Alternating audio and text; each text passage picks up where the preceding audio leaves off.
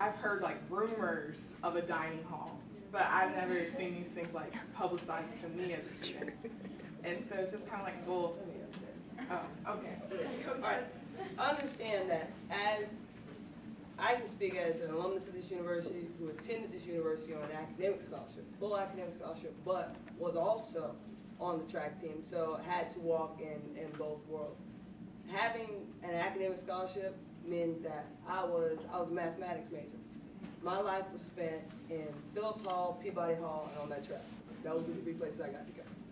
Places like the Louder Mix Center are necessary because from 3 o'clock to 6 o'clock, everybody else who in here who is not on a team, when you're doing your homework and you got your time to go eat, we're on our second job. Or actually, if it's what's paying for you to be here, we're on our first job. And so when you're putting all that time in, when we leave that's why I'm dressed like this now. Coach Meadows, the head coach, he can go back and shower. I left the weight room, just came upstairs because in my grind on. So what happens is that time after they're done at 5, 6 o'clock, you got time to go and get something to eat. Guess what? In Morrison dorm and Hinton James dorm, I was in Hinton James. It's loud when it's time for me to study. Everybody else is pulling the fire alarm and having food and burning up food all over down the hall. I got to get my study on because I am a student athlete. I need a place where there are people who have the same time schedule as me, who understand from 7 to 9 when everybody else has got their work in and everybody else is headed to Franklin Street and everybody else can be loud. I can't tell y'all, shut up, because then it's not Nikki Hudson said be quiet. It's Nikki Hudson, member of the UNC track team, said be quiet. Hurt somebody's feelings. Oh, she's a bad person. I just want a quiet place to study.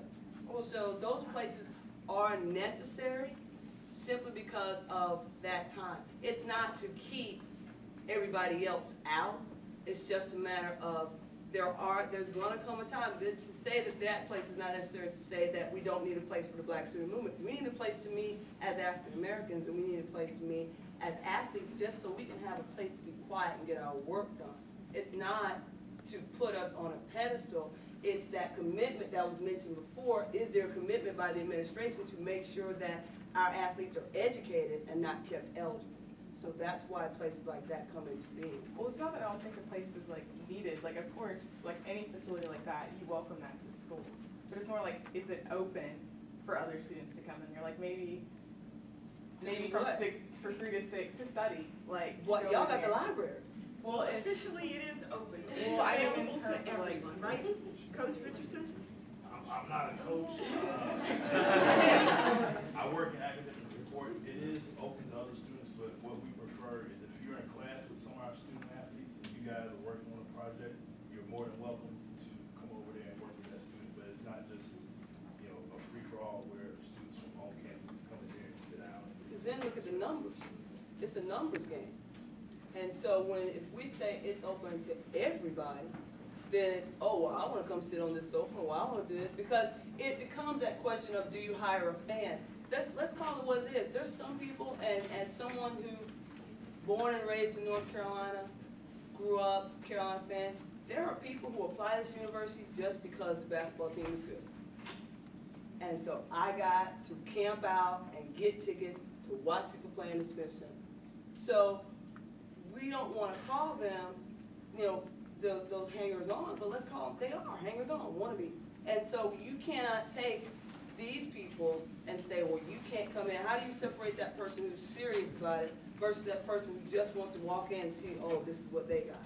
And so when you've got 29,000 people on a campus and we've got less than 1,000 athletes that we want to take care of, having that open up to everybody could present a problem. It's not a matter of, no, you can't come in because this is da-da-da-da. It's just a matter of what can we do in the best interest of these student athletes who the university is making a commitment to make sure they get their education. And so that's what, when those things take place, a building like the Louder Mix Center is this university, this athletic department, making a commitment to make sure that these people who are producing this revenue are getting an opportunity for an education. Because I would always tell my student athletes, you know, as people say, well, oh, the university used me. The second you step on here and choose to wear the jersey, you're making a decision. Does the university use me or do I use this university? If you do not take advantage of all these opportunities like the Loudermilk Center, then you got used. There wasn't the action or the innovation. It's you letting somebody do it to you. Before we move on from athletics, I do want to give the opportunity for Professor Gill to say a few words. Yes. About, well, first of all, thank you so much, Deborah. I've been looking at intercollegiate sports for a long time, and actually I do. My area of scholarship is the intersection between social work and intercollegiate sports scandals, and I just think it's unfortunate what's happening here at the university. It's really unfortunate because from an outsider's perspective, someone who really hasn't come to Chapel Hill before, you know, a lot of this scandal, so to speak, has a black face on it. When we talk about football, it was the 14 black student athletes, it was the associate black head coach. Now we look at the African American Studies department, and they get a black eye. And so, you know, that's my concern. But I'd like to echo what's been said here in terms of this notion of social justice and the role that you can play in social justice. The last time that I was here on campus, you know, I had the pleasure of attending an event where Ralph Frazier, one of the first 3 blacks to attend the University of North Carolina, had the opportunity to visit the campus for the first time. And he and his friends, who ironically came from Durham, North Carolina, talked a lot about, you know, being the one. And, you know, I encourage you, for the sake of social justice, which is defined by Rawls as fairness, to engage in being the one. You absolutely have to do your part. And I think, you know, in closing, Deb, that's really what I want to say. You have to do your part. You see, I'm real concerned about our young people today because you've been given a lot. You see, I can remember a time in Durham where I had to go with my father and pick tobacco. And I can remember a time where he drove a Greyhound bus and I was his son, but I had to sit in the back. You know, I might look like I got some Indian in my family. And so, you know, I'm concerned about young people today because you've been given so much. You know, I look at this campus of what it used to be. I went to Jordan High School in Durham, graduated in 1987. I came, you know, I used to sneak over here. And it's a marvelous place. And I just want to say to the young folks in here, you have a debt to pay. And you need to start paying that. And whether it's contributing to Black Ink or, you know, whether it's reaching out to one of the student athletes here and letting them know that we're in this together, you have a debt to pay. Because there are some people who went through some pretty tough circumstances for you to be here. And you got your, you know, 6 and 7G phones and your iPads and all of this wireless stuff. Use it to pay your debt and contribute to merging the athletic culture with the academic culture here. Although I'm not affiliated with this university in any way, I'm sure it's going to make a huge comeback. You have a wonderful athletic director, you have a wonderful vice chancellor over there, and Vice Chancellor Chris. You have wonderful faculty members up here.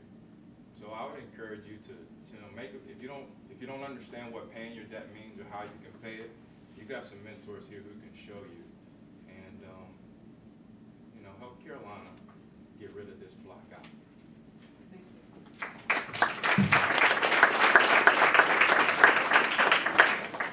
I have a question going back to the fact that USC has such a strong athletic identity, and looking at this face rate, you see that 79% of the scholarship players on the football team are African American, and the majority of them on the basketball team are African American.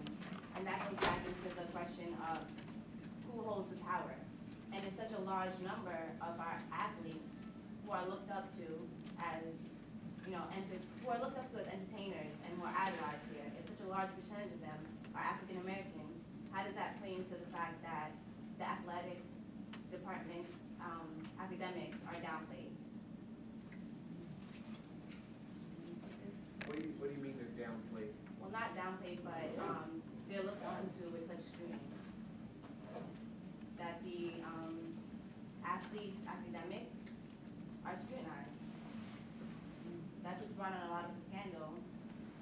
So how does the role of this large percentage of African American athletes play into that? Well, I think that the academic success of student athletes being scrutinized all across the country, not just in Carolina. It's the whole. I think the scrutinization of athletics and academics has been criticized all over the nation, not just here in Carolina. There's a growing concern that underprepared athletes are being brought onto campuses and utilized specifically for their talents. So they went to an APR. APR is the graduation rate for each coach. How many of the kids that you bring in do they actually graduate? So there's a report card for coaches